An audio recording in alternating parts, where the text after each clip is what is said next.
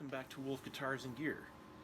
Today we're going to be talking about a pickup swap that I did on this Epiphone 335. As you know, I love this guitar. I've been just raving about it ever since I got it a few months ago. Featured it on several of our videos here. Sounds fantastic. So a few weeks back I was playing with a friend of mine, and it just kind of seemed to get lost in the mix. It would just seem to be so thick and so mid-heavy that it didn't really cut through the mix the way I wanted it to. And so it's had me thinking ever since about doing a pickup swap, so today I decided to finally go ahead and do that. And so I'm going to show you kind of a before and after, and then kind of take you step by step through the process that I did to perform this pickup swap. I think it's going to be much better. As you also know, I've done several videos about the pickup swap that I did in my Les Paul, putting in the Lambertone Cremas in place of the stock Epiphone pickups in there, and what a dramatic improvement that made as far as the clarity and the high end goes. So I decided to go ahead and just put them in this guitar as well. I mean, why not? I already know they work. I know they do what I want them to do, and that could take this guitar from being something that only sounded fantastic by itself and make it sound like something that's going to sound great in a mix with other instruments.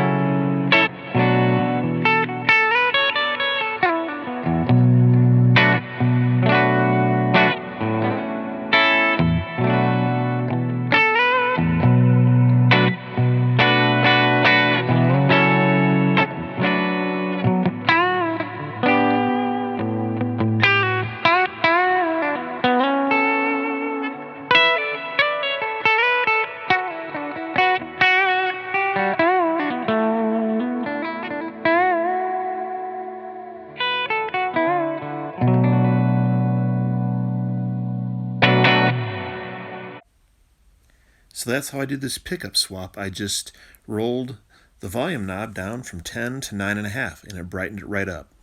Okay, so there's a few things that we can learn from this. Number one, just because something is talked about a lot as being a hot new item doesn't necessarily mean that that's what you need to do to get the end result that you're looking for.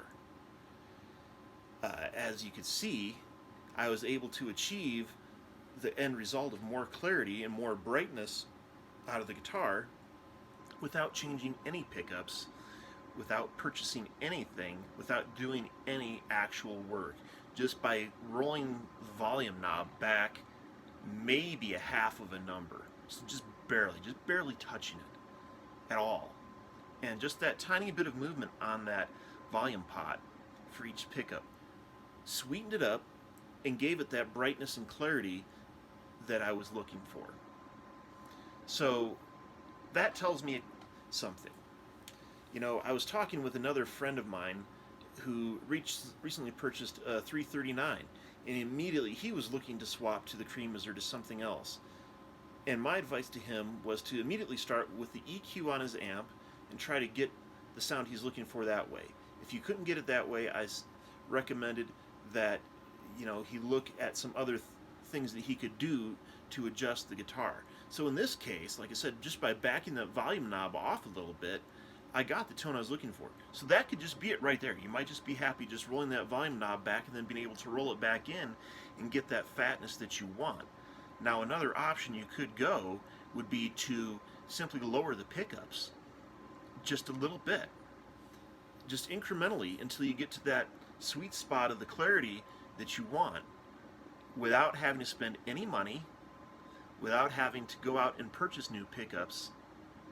So that's my advice to you. If you're not happy with the way your guitar sounds, start with the things that you have. I think that so many people in today's day and age are so used to rolling their volume knobs all the way up, all the knobs on 10 all the time, and being used to that being how you achieve your sound, rather than using those controls and seeing how that impacts your sound.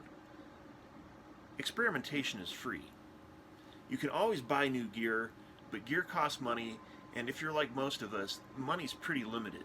So before you run out and spend $300 on a new set of pickups, maybe just work with what you have.